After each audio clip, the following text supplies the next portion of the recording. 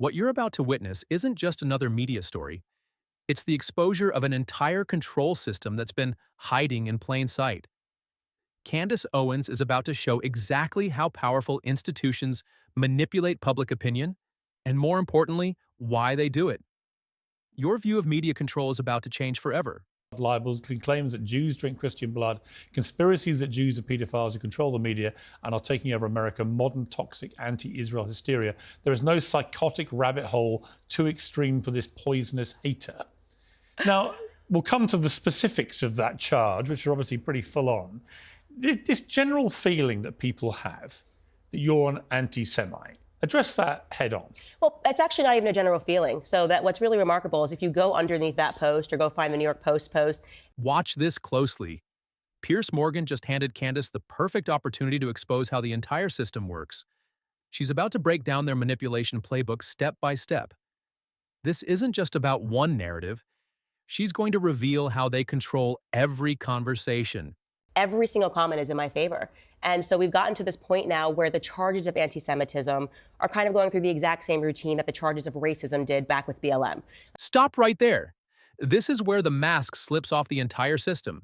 They're using the exact same playbook they used with BLM, weaponizing serious accusations to shut down any criticism of power. The pattern is identical. Label critics as extremists. Control the narrative, protect the system. Watch how deep this goes. Like, first, people took it very seriously. Like, if I said, Piers, you're a white supremacist, you would have just been astonished because who wants to be called a white supremacist? But then you started to realize this was about power, and this was about control, and this was about trying to manipulate people to take your perspective. And post-October 7th, you had what I refer to them as like the Likud party media in America. I count the New York Post among them, who just insisted that unless you agreed with everything that Bibi Netanyahu was doing and towed a very specific line, they were going to smear and libel you and ruin your life. And, a lot of people, I think, shirked at that and kind of wanted to keep their head low. I didn't play that game with my own community. I was willing to take all of the figurative bullets with Black America, calling me a race traitor, a self-hating Black person, whatever it was. I don't view Jewish people to be some exception where you're allowed to now call everybody anti-Semites because you can't actually debate what Bibi Netanyahu is doing and why so many people around the world are not comfortable with it. So, yes, they can award that all they want. People are mocking it. It's now become like cartoonish. And they have, unfortunately or fortunately, completely removed the power from that term. What is your view of Jewish people, of Judaism? Yeah. For the record, what's your view? My view is that Judaism is a faith, Israel is a state, and it is not above critique, and that what Bibi Netanyahu has done to the Palestinians since October 7th is a Holocaust. It is a Holocaust that is being committed on Palestinian children and women. And I'm not going to quiet my perspective on that, to kowtow to whatever the prevailing narrative is at the New York Post. I had Dan Bilzerian on Uncensored recently. I got to say, it took a pretty shocking turn, the interview. I hadn't fully factored in just how, in my opinion, after talking to him, brazenly anti-Semitic he is. And this included this clip here. Do you not understand why Jewish people might feel a sense of victimhood, given that 6 million of them were killed in World War II by a genocidal monster in the Holocaust? Do you not understand why that might make Jewish people feel that, yes, they have indeed been victims? Yeah, that figure's been revised. They said that it was 4 million that died in Auschwitz, and then they said it was down to 1 million. So they've revised the figure. Well, how many people? How many people do you think were killed in the Holocaust? 271,000 that died in Auschwitz. How many do you think were killed in the Holocaust? I don't know, but I would bet my entire net worth that it was under 6 million. The evidence all says that it was less than 6 million. Just the mathematics don't work. Like, you can't cremate that many bodies. I'm sorry, but I just find that unbelievably offensive. And I'm not even Jewish. You see, this is where I'm like you. I think there's been a weaponization of all these things. Whether you're transphobic, you're racist, you're sexist, you're anti-Semitic, whatever it may be, you're Islamophobic. People just spray this stuff around all the time to the extent where it does become meaningless. And actually, people who genuinely are those things, they get caught up in the wash and almost protected by the kind of wash of stuff. But when you hear someone like Dan Bilzerian. What do you feel about someone like him? Yeah, so I actually didn't watch that interview, so I haven't seen it in its full context, and I try never to weigh in on clips because there'll be something I'm missing, sure. and then everybody screams at me. But what I will say is this. The larger discussion that's happening right now is whether or not having survived a Holocaust gives you the permission to commit a Holocaust. And for whatever reason, people have been, what I would say, milking the Holocaust narrative in the same way that Black Americans were milking the slavery narrative and essentially saying, like, we lived through this and we survived this. And so now nobody can say that anything we do is wrong.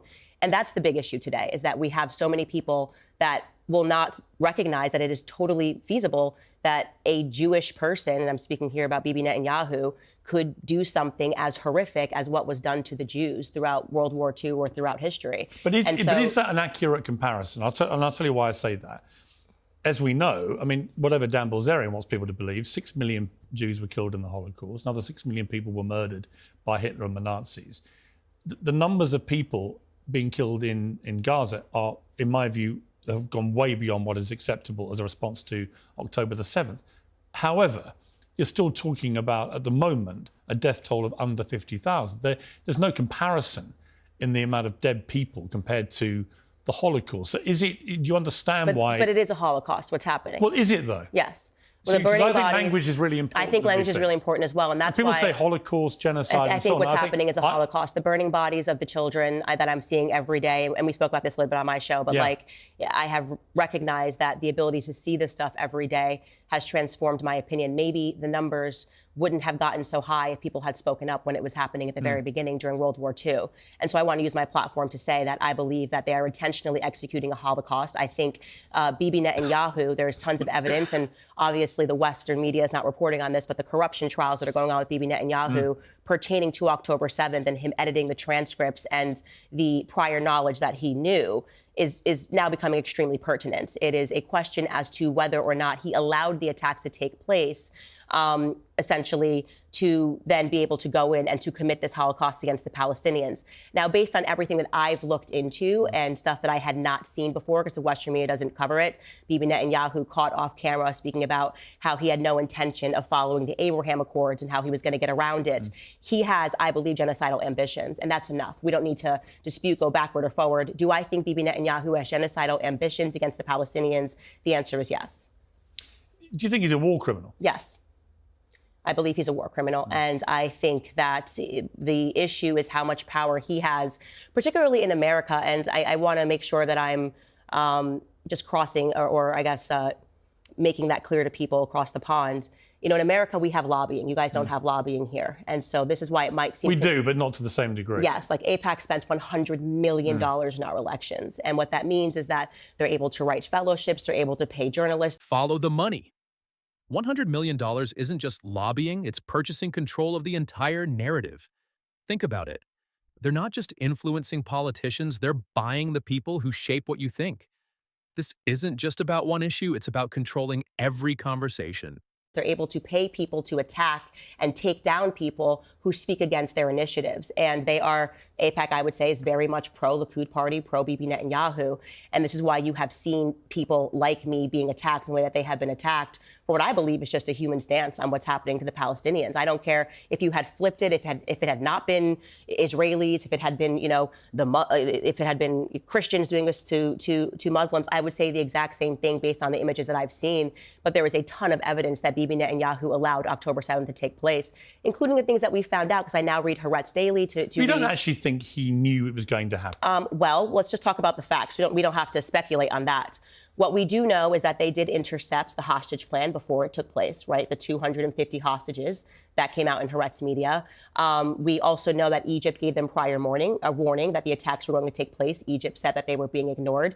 That was a fact. I've been to Israel. Have you been to Israel? We know it's the size of New Jersey. We know that it takes 15 minutes to get from one end to the other. And we know that every 5 feet, there's a person in your face holding a gun. That attack went on for 2 hours without interruption. I find that hard to believe. And this gets to the, I guess you could say, the nucleus of the corruption trial against him, when now he's even arguing with the IDF minister who he fired, Yoav Gallant, am I saying his last name correctly, where they're saying that some funny stuff happened on October 7th, and they are explicitly accusing him of feeding lies to the Western media. This is crucial, And this could be the undoing of everything. If we find out that he had prior knowledge, and we do know for a fact that he said that he intentionally wanted to take over Palestinian territory, you should find that clip and play it on the show, because it's very significant when he asked the reporter to turn off the camera and then he starts speaking about his plans for the Palestinians. This was years ago. I think Bibi Netanyahu is a monster, and I think the people that are still standing by him and supporting him, I wouldn't want to have that on my conscience. Let's turn to the Palestinians, who I think have been appallingly oppressed for many decades. I've made no secret of that. But what Hamas did on behalf of the Palestinian people on October the 7th was an utterly heinous terrorist attack. Absolutely. No question about it. So my question would be, let's go back to October the 8th. What should have been Israel's response to that, given the scale of it? Well, first and foremost, there had to be a response. And we know that the IDF is very capable of a surgical tactical response, because they've done it over the years plenty of times, in which they're able to take out terrorists. We just watched them execute a beeper attack and hit out Hamas terrorists. So Which I think is a very relevant point, because if they could do that to 3,000 Hezbollah terrorists, why couldn't they be as precise with Hamas? Because they don't want to be. They want to level it because they want to take it over. And I believe, and you can see this, by the way, in the videos of the settlers dancing. I mean, why do they have settlers already ready? Doesn't that seem strange that this quickly you already have settlers that are going in and taking over the territory, and you're hanging, children's toys? Well, what should Israel have done, though? What would have been? They should have just taken out the Hamas terrorists. How do you do that when they're embedded amongst civilians?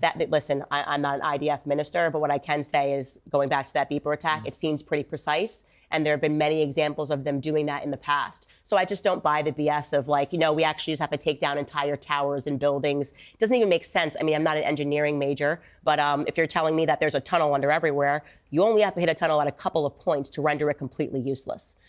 So the idea that they had to level the entire place plus go out into refugee camps doesn't make any sense. Like I said, I think their goal, and as they do, they have all these policies mowing the lawn, where they kill a certain amount of Palestinians every year. This is genocidal. The aims here are genocidal. Your father-in-law, very highly well-regarded man in this country, Lord Michael Farmy, said the Israeli Defense Forces were acting in a highly accountable way in an extremely complex and difficult environment. We cannot forget that they have been forced to prosecute this war. Obviously, a different interpretation of events there. Have you discussed this with him? Yeah, I mean, I try to separate my politics from his politics, because I think it's unfair in any family to say, well, what does your mom think? What does your cousin think? What does my sister think? My sister's a Democrat, What I can say is I deeply respect him. He's done a tremendous amount of work. And I want to say this. I was on the Zionist side. Let's not forget this. For years, I worked for Prager University. I worked for Daily Wire. And so I was much more sympathetic to, I would say, the Zionist cause throughout my entire career. But the difference is, and I think we spoke about this on my podcast, generationally, with the access of social media, being able to see these things every day, versus the person who, as you described it, as you are still, because you're kind of a combo, who hears the thud of the newspaper and reads the newspaper and believes that, or, this kind of becomes or colors their worldview, is very different. Social media completely transformed my perspective on what's happening in Israel and Palestine. And I'm disgusted with myself for not being more awake to it. Crucial admission here. Even someone who was deep inside the system eventually saw through the manipulation. But here's what they don't want you to realize. Once you see this pattern, you start seeing it everywhere. From Hollywood to politics, it's all controlled by the same playbook. Because can social media also, can it wrongly skew a narrative? In other words, can it reinforce one view, which is very quickly established? I mean, I was astonished how quickly the narrative after October the 7th became anti-Israel and very pro-Palestinians stroke Hamas in many cases. I found that quite terrifying that was the case, notwithstanding my own view about how Palestinians have been treated before that. But could it be, I mean, you're a very smart person, but you say that you were affected by social media. Social media was incredibly partisan behind the Palestinians almost immediately, to the extent where I would argue, looking back at the whole time, that I've argued persistently, well, what would be proportionate?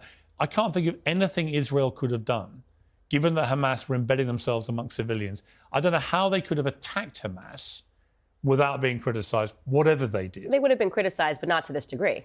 Everyone was expecting a response, and myself included. We're, like you said, and we agree on this, we're way past that. So that's not even a question anymore. There had to have been a response, and you are correct that no matter what, the response would have been criticized. But Now there are questions about whether or not, like I said, they allowed this attack to happen, and I think this corruption trial will tell us much more. My instincts are telling me yes, but to go back to your question about whether or not social media can color you the wrong way, for the first time ever, we were just able to see what was happening in Palestine. Before, we just had to rely on legacy media who has But did you believe all you were seeing? This is the end game. The entire control system is crumbling because people can finally see behind the curtain. Social media didn't just change how we get information, it exposed who's been controlling it. No wonder they're desperately trying to regulate these platforms. They're losing their grip. When I first saw it, I kind of wanted to wait. You know, I was trying to just sort through everything. Because I'm still not sure all the stuff I see is right. Well, it's very some hard of it, to... well, but I'm now getting my information because I ended up signing up for Haaretz in Israeli newspapers because they're protesting it. They're calling this an ethnic I read cleansing. that stuff all the time, yeah. If Israeli newspapers are calling this an ethnic cleansing, why do we not have people in the Western media that have the courage to call it the same? It's clearly not anti-Semitism. Why on earth would Haaretz media or a Haaretz Israeli newspaper be anti-Semitic and want to see the undoing of Jews? Again, this goes back to AIPAC and back to lobbying. But to answer your question, that piqued my curiosity, and I couldn't believe that essentially everything that I had these presets to believe about Jews, everything was existential. Again, that sort of Holocaust upbringing in my mind culturally, seeing so many Holocaust movies, I kind of had these factory settings where I instantly always wanted to see Jewish people as the victim. And it was very hard for me to kind of... What you just witnessed isn't just Candace's awakening. It's the exposure of an entire system of control. From media manipulation to political power, everything connects to the same pattern of elite control. If you're ready to see how deep this really goes, hit subscribe and drop "expose them" in the comments. Stay vigilant, stay sharp, and I'll see you in the next breakdown.